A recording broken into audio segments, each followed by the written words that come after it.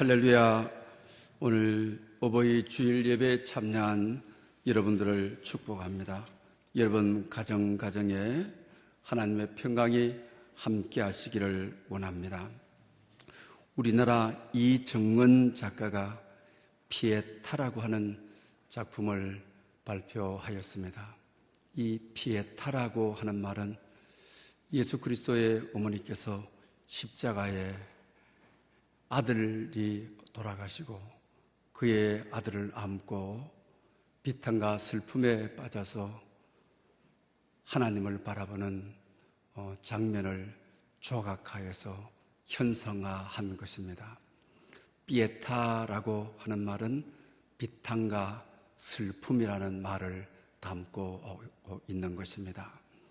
어머니는 아들을 가슴에 새기고 십자가를 바라보는 것입니다.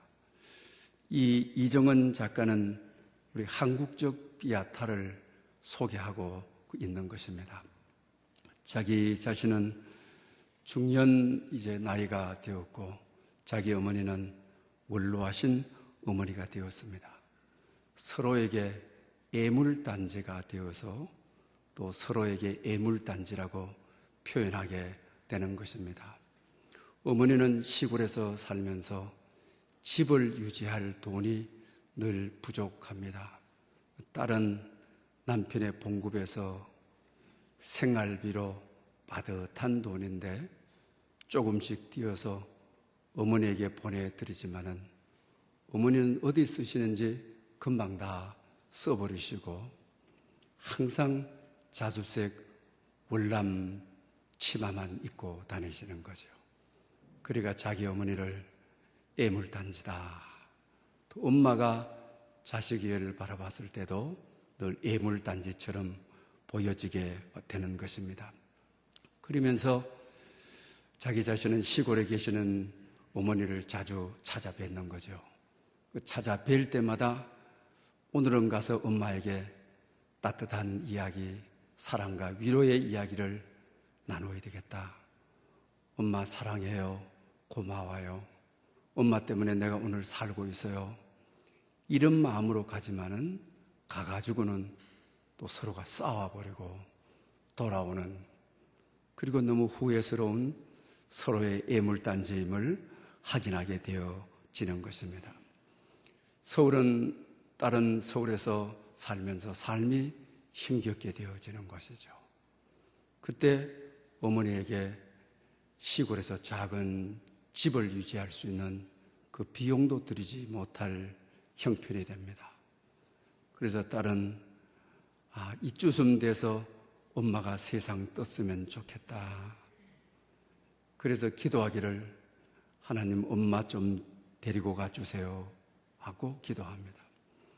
다른 기도는 하나님께서 오래 참아서 응답하셨는데 진심으로 자기가 그렇게 기도한 것이 아닌데 하나님은 그것을 진심으로 알고 자기 어머니를 데리고 가버리신 것이죠.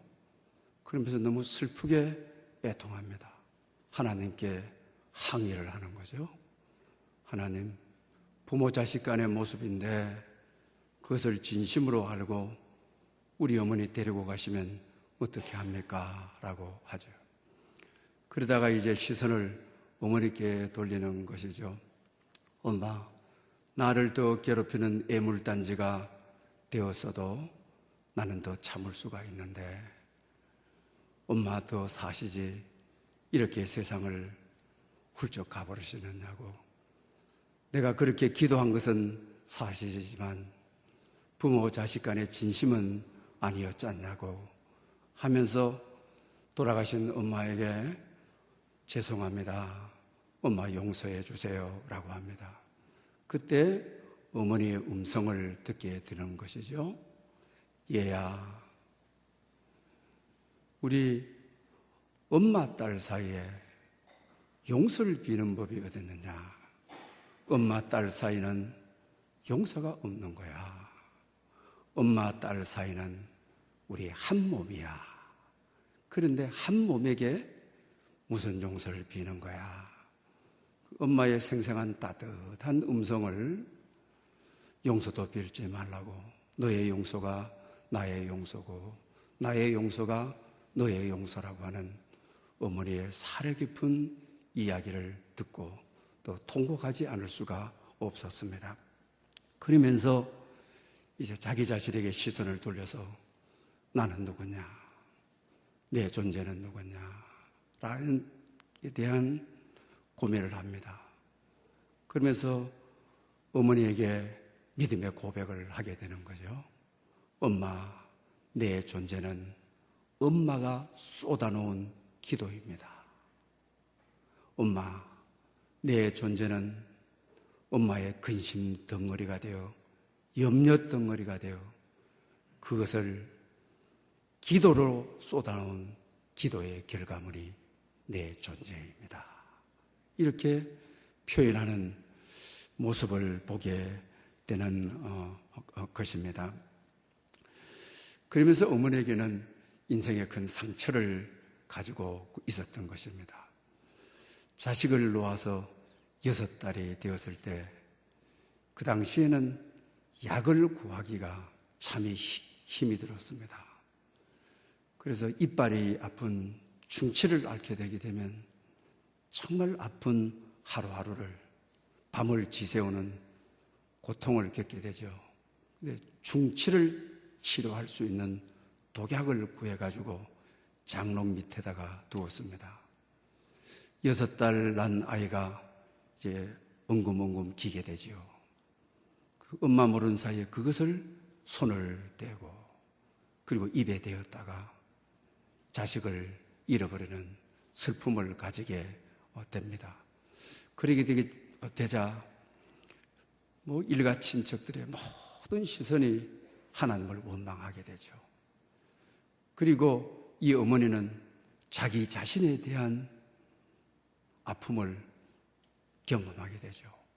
그러면서 자기 자신이 자기가 스스로 만든 십자가에다가 십자가가 자기를 자꾸 유혹하는 아픔을 겪게 되는 것입니다. 그러다가 자기 남편이 세상을 뜨게 됩니다. 그러면서 나는 죄인입니다 라고 하죠.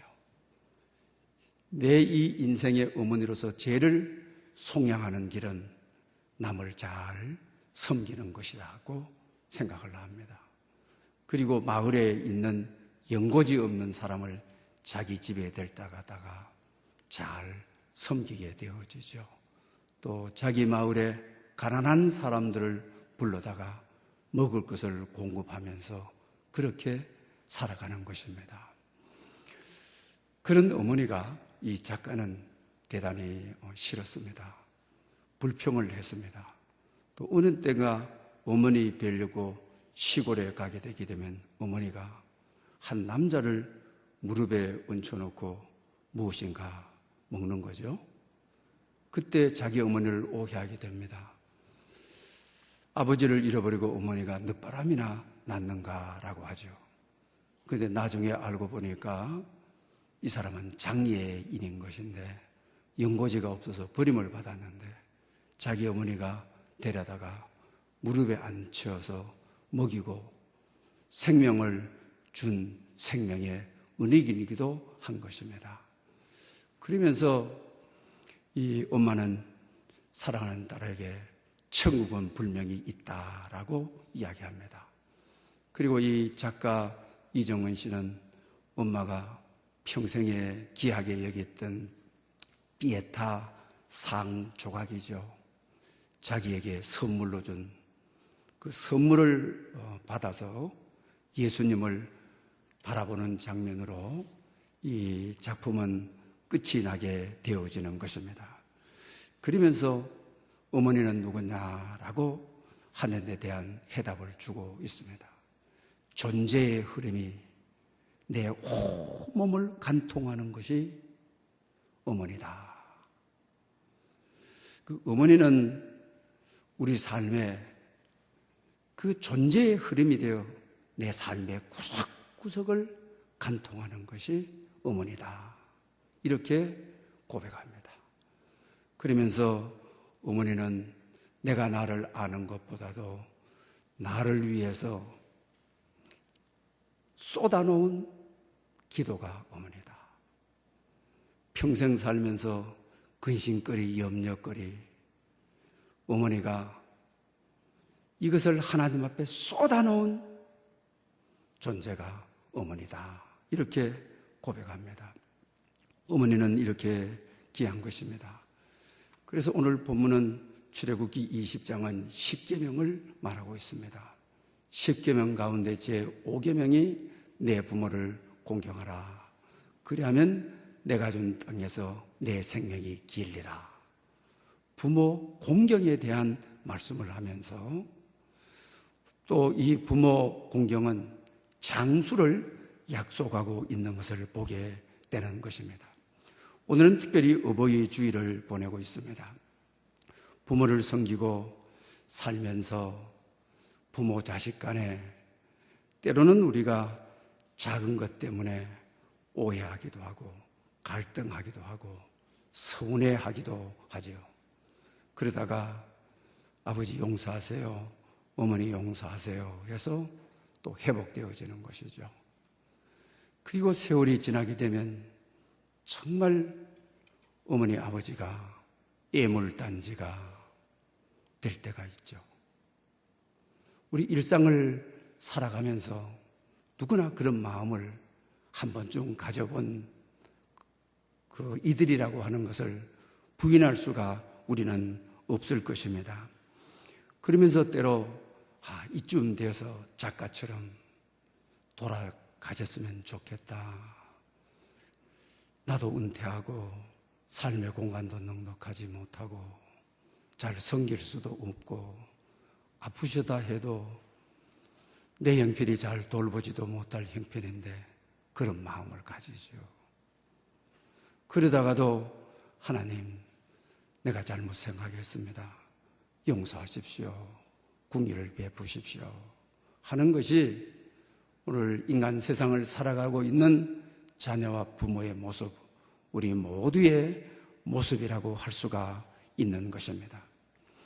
부모님은 과연 어떤 분이십니까? 지혜 보고서라고 하는 우리 성경 통독을 통해서 지난주에 전도서를 다 읽고 잠언서를 우리가 다 읽고 오늘부터는 욥기서를 읽도록 되어 있죠. 특히 잠언서는 부모 공경에 대한 이야기를 많이 하면서 이 말씀을 마음에 새겨라, 마음에 새겨라, 이 말씀을 하게 되는 것입니다. 어머님은 누구셨냐? 아버지는 누구셨냐? 자식이 태어나서 태어남과 자람, 기쁨과 슬픔, 성공했을 때, 실패하고 아팠을 때, 어머니는 자식의 생애를 마음에 새긴 자, 이게 어머니인 것이죠. 나는 세상 살다가 방황한 것을 나는 잊어버렸지만 그때 너무너무 아파하신 어머니는 마음에 새기고 기도를 쏟아놓은 분이죠. 나는 내 실수를 잊어버리고 살지만 어머니는 그때 아슬아슬한 고비, 어머니는 잊을 수 없는 거죠. 어머니는 자식의 생애를, 자식의 실패를 마음에 새긴 자인 것이죠. 그래서 자식이 기도하는 것보다 어머니는 더 기도했고, 자식이 아파하고 고통하는 것보다 자식의 생애를 마음에 새긴 자이기 때문에 자식이 아파한 것보다 더 아파하고 더 고통스럽게 여기던 분이 어머니라고 하는 것이죠. 성공했을 때도 내가 나를 기뻐하는 것보다 어버이는 더 큰 기쁨으로, 왜? 자식은 어머니 마음에 새긴 자이기 때문에 그런 것이죠. 더 크게 기뻐하고 더 큰 성공으로 알고 더 큰 보람으로 아는 것입니다. 그래서 성경은 어머니는 바로 자식의 생애를 마음에 새기고 살아가시는 분이기 때문에 내 부모를 공경해라. 그래서 전도서에서 많은 말씀 가운데 부모를 기억히 여기지 말아라. 부모에게 순종해라. 이런 말씀들이 거듭거듭 많이 나오는 것을 보게 된다라고 하는 사실입니다. 그런데 우리가 공경하지 않는다. 이 의미는 어떤 의미인 것입니까? 하나님께서는 하나님을 알려고 어버이를 우리에게 주셨습니다. 우리의 어버이는 나의 생애를 새기고 마음에 새기고 살아가는 사람인 것입니다. 이것이 바로 하나님이 그렇게 하시도록 하였습니다. 예수님이 십자가에 돌아가실 때도 예수님의 어머니는 피에타, 정말 탄식과 슬픔을 안고 이 자식을 하나님께 맡기고 하나님을 바라보는 모습을 보게 되는 것입니다. 부모에게 불순종한다. 부모의 눈물에 이슬 맺히게 한다. 이 말은 내 생애가 어머니의 마음에 새겨진 건데 이것을 파괴하는 행위인 것입니다. 어머니의 마음을 파괴하는 일은 하나님을 욕되게 하는 것입니다. 그래서 부모에게 불공경하는 것은 요한사도는 요한서신에서 하나님을 경배하지 않는 것이다. 육신의 부모에게 공경할 줄 모르면서 보이지 않는 하나님을 공경할 수 있겠느냐. 불순종, 불공경은 효도하지 않는 것은 하나님의 질서를 깨버리는 것. 하나님께서 어버이에게 주신 자식을 세운 마음판을 파괴해버리는 것. 그런 것이 이것이, 그래서 이는 죄된 것이죠. 하나님의 창조의 질서를 허물어버리는 행위인 거죠. 하나님의 창조의 질서가 허물어지는 때는 언제입니까? 성경은 말세라고 하였습니다. 그러면서 성경은 말세에 디모데후서 3장 1절 4절에서 이런 현상이 나타날 것을 가르쳐 줍니다. 제가 좀 또박또박 읽겠습니다. 여러분 마음에 새길 수 있기를 바랍니다. 너희는 이것을 알라. 말세에 고통하는 때가 이르러 사람들이 자기를 사랑하며 돈을 사랑하며 자랑하며 교만하며 비방하며 부모를 거역하며 감사하지 아니하며 거룩하지 아니하며 무정하며 원통함을 품지 아니하며 모함하며 절제하지 못하며 사나우며 선한 것을 좋아하지 아니하며 배신하며 조급하며 자만하며 쾌락을 사랑하기를 하나님이 사랑하시는 것보다 더하며 경건의 모양은 있으나 경건의 능력은 부인하니 이 같은 자들에게서 내가 돌아서라. 할렐루야! 특히 어버이날 부모를 너무 아프게 했던 분들, 부모를 부정하는 것은 하나님을 부정하는 것이다.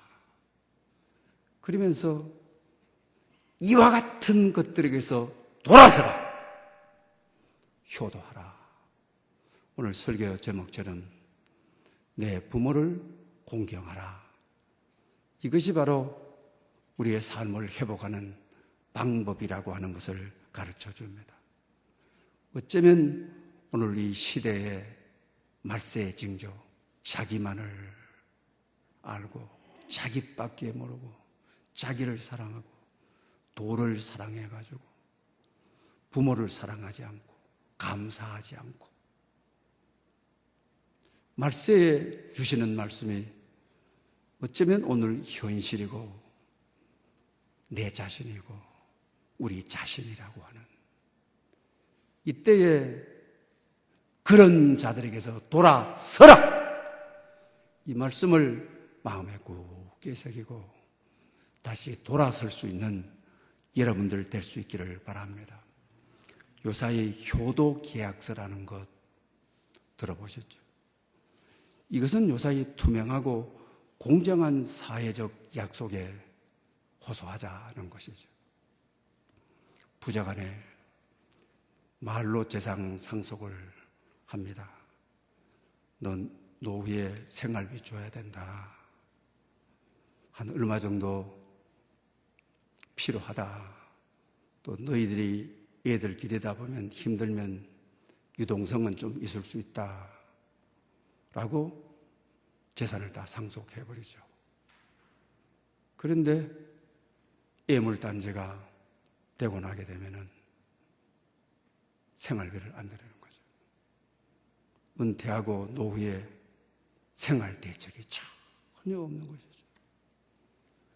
그러니 요사이 어르신들이 상속을 미리 다 물려주고 자식에게 버림받고 언론을 통하여 내 자신을 처벌해 주십시오. 그 자식이 사회에 저명한 사람이죠. 뭐 저명하지 않으면 아무리 이야기해봐야 언론화해 주지 않죠. 내 자식이 사회에 이런 자식인데 얼마나 억울하고 원통하고 얼마나 슬프면은 내 자식을 처벌해 주십시오. 그래서 나온 것이 효도계약서라고 하는 것이죠. 자식은 믿을 수가 없다라고 하는 것이죠.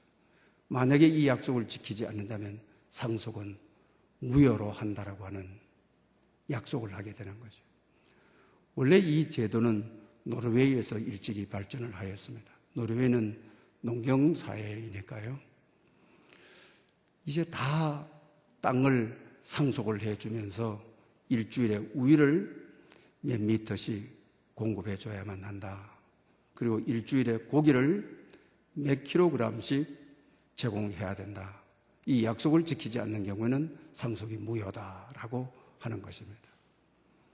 그러나 이제는 자식을 믿을 수 없으니까 그 사회적인 약속에 의존하자. 사회적인 법적 약속은 그래도 공정하고 사회적인 약속이기 때문에 뭐 부자간에 정으로 이루어졌다가 없애버릴 수 있는, 이건 믿을 수 없는 거다. 부자간의 관계는 믿을 수 없어도 사회적인 약속은, 법률적으로 하는 약속은 믿을 수 있으니 효도계약서를 작성하자. 이것은 오늘 상식화되어가는 시대인 거죠. 말세의 징조를 느끼며 우리가 살아가는 때인 것입니다. 한번 제가 그 모델을 구입해서 문구를 봤는데 좀 그대로 읽어드리겠습니다.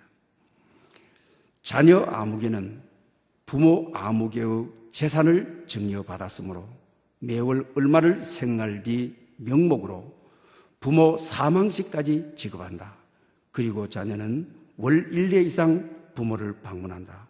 이를 이행치 않을 때 증여를 무효로 한다. 머리끝이 좀 선뜻하지 않습니까? 부자관계가 어떻게 이렇게 되어버렸습니까? 이것이 오늘 우리 사회적인 현상이 아닙니까? 자기만 사랑하고 자기밖에 모르고 디모데 후서가 말하는 대로 돈만 사랑해서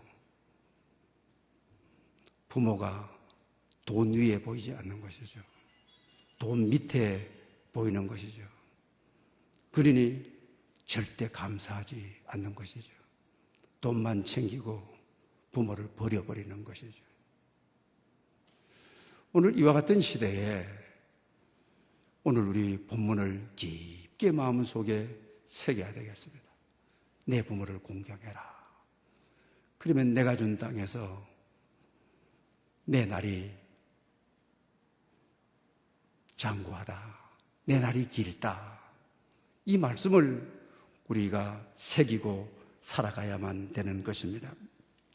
CEO 컨설팅을 하는 이 전문가가 여자분인데 그 CEO 컨설팅을 하는 이런 분이면은 굉장히 전문적인 직업을 가지고 있는 분이 아닙니까?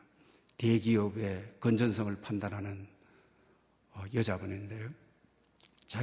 자기는 특히 아버지에게 대한 분노를 가지고 살았습니다. 딸인 자기에게 아버지는 아주 거칠고 혹독한 훈육을 하면서 키웠습니다. 어머니나 또 주위에 있는 이모나 삼촌들은 자기가 요구하는 대로 다 해주시는데 아버지는 늘 아주 거친 말로 아주 남자들을 다루는 것 이상으로 자기를 다루게 되었습니다.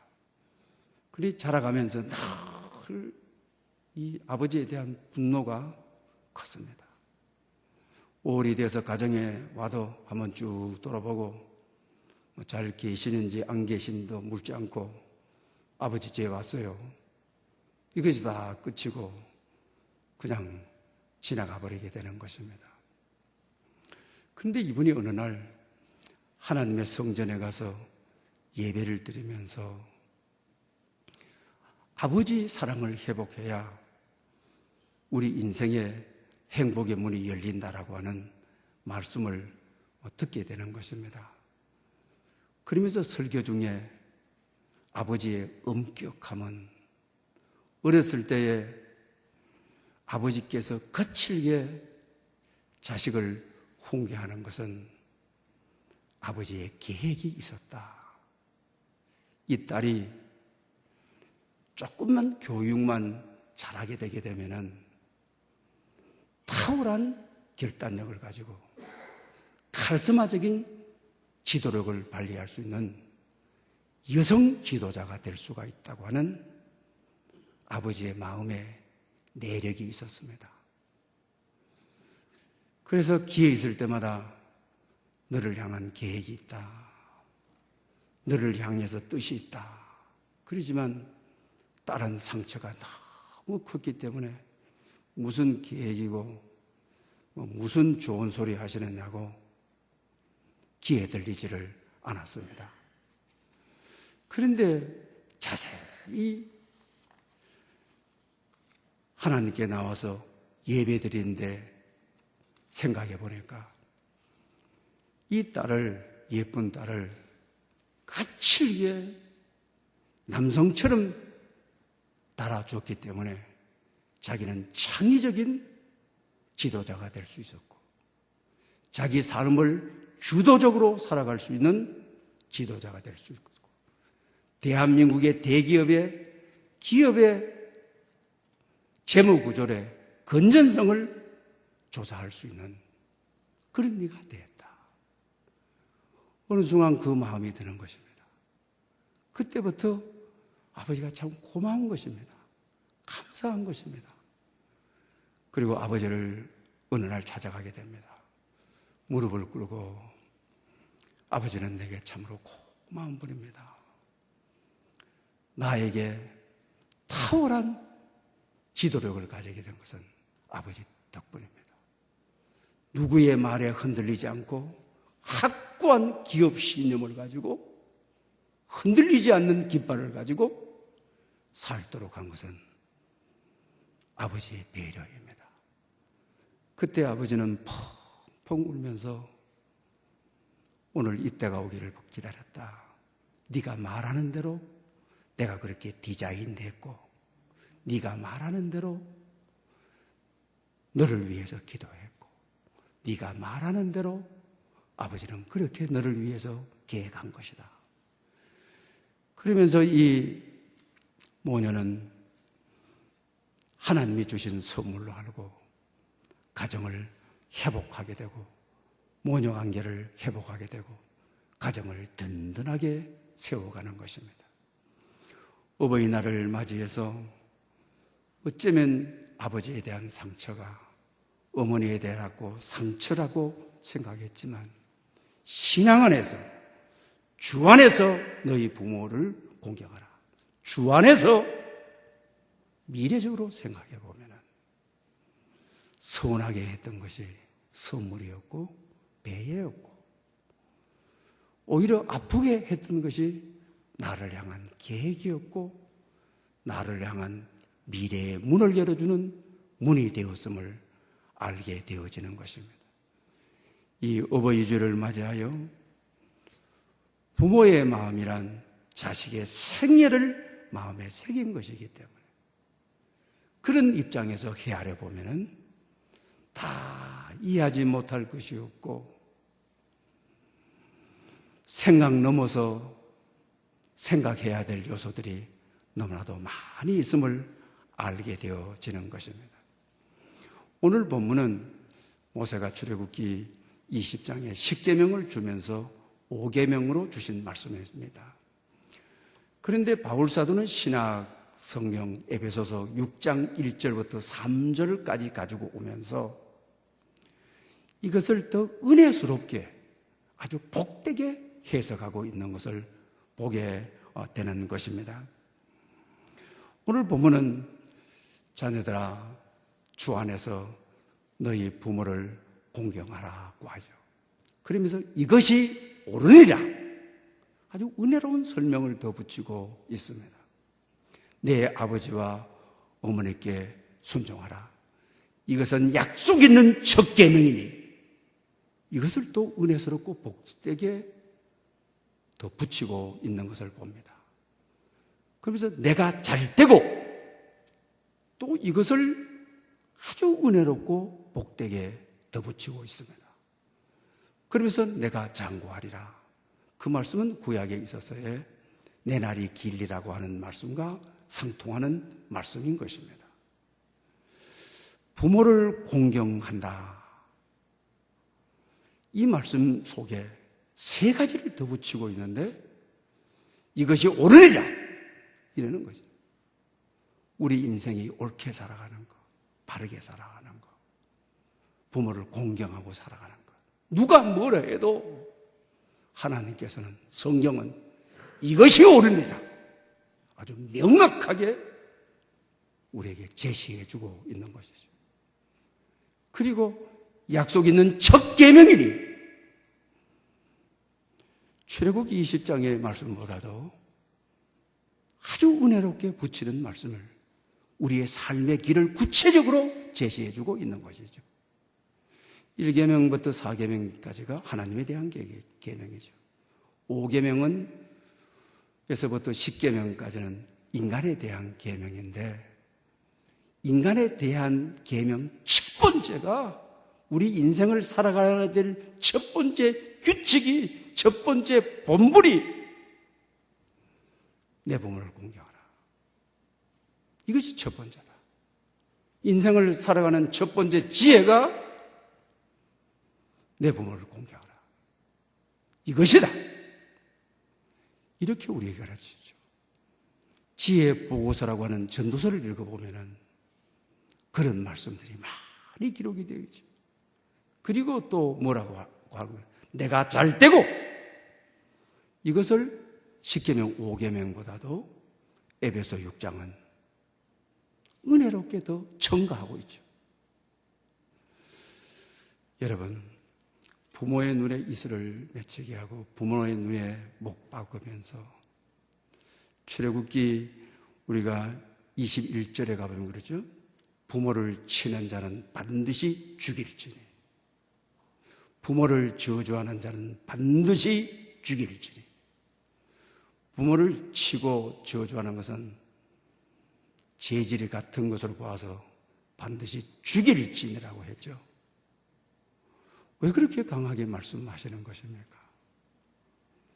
부모의 마음을 파괴하는 것은 부모의 마음은 내 생애를 새긴 것인데 하나님의 마음을 담고 하나님의 계명을 담은 것이 부모의 마음인데 그 부모의 마음에 못지려 해놓고 부모의 마음을 다 부셔놓고 깨놓고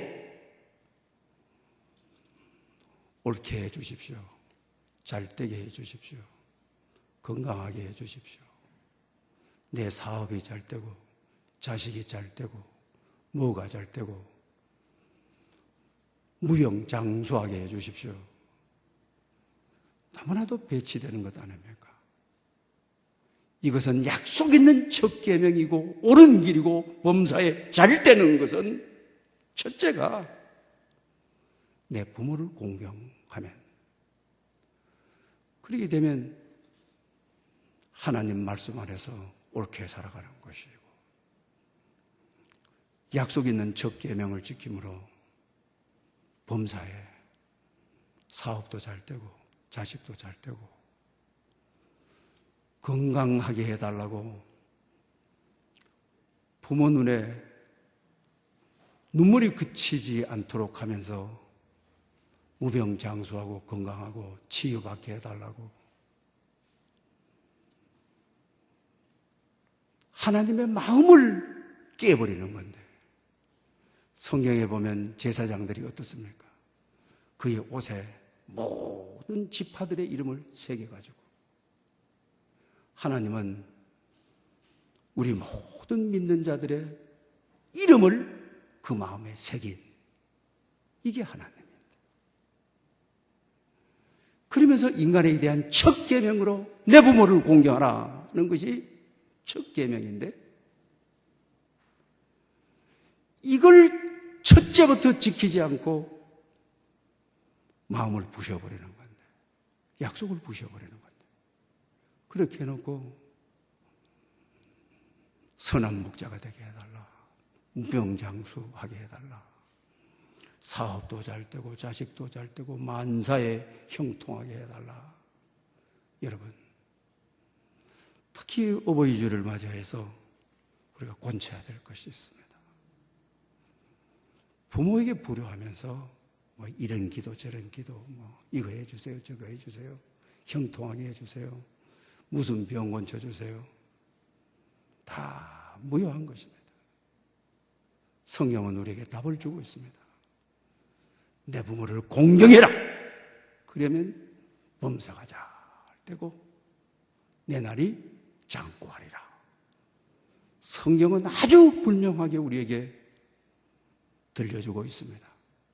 이 어버이날 우리의 삶을 잘 돌아보고 부모의 마음을 아프게 하지 않았는지, 나 때문에 눈물 짓고 밤을 새우게 하시지는 않았는지, 오늘도 나 때문에 잠 못 이루는 순간순간 한 걸음 한 걸음을, 발걸음을 내딛지 못하고 살아가고 계시지는 않는지를 살피고,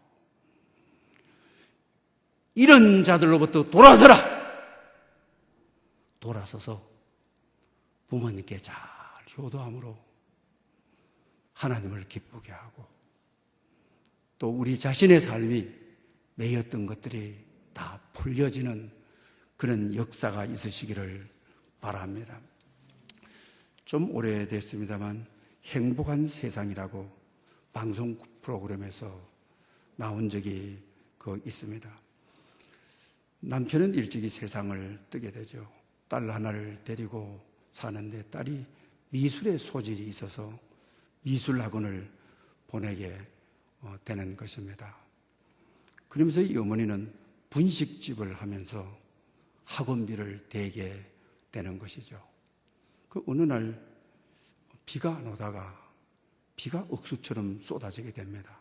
그리고 엄마 생각 속에 딱, 딸이 학원을 갔는데 비 맞고 오면 안 되지, 우산을 가져야 되지, 이런 생각에 우산을 챙겨가지고 학원 앞에 가서 기다리고 있었습니다. 수업이 끝나고 2층에서 딸이 나오는 모습을 보게 되죠. 엄마는 너무 반가워서 엄마다, 우산 가지고 왔다, 다정하게 인사를 합니다. 근데 딸이 시간이 지났는데도 계속 나오지 않은 것이죠. 그때 엄마는 아차해서 자기 복장을 보게 되죠. 분식집에 앞치마 그대로 입고, 분식집 가다 보니까 밀가루가 막 덕지 옷에 붙어 있는 거죠.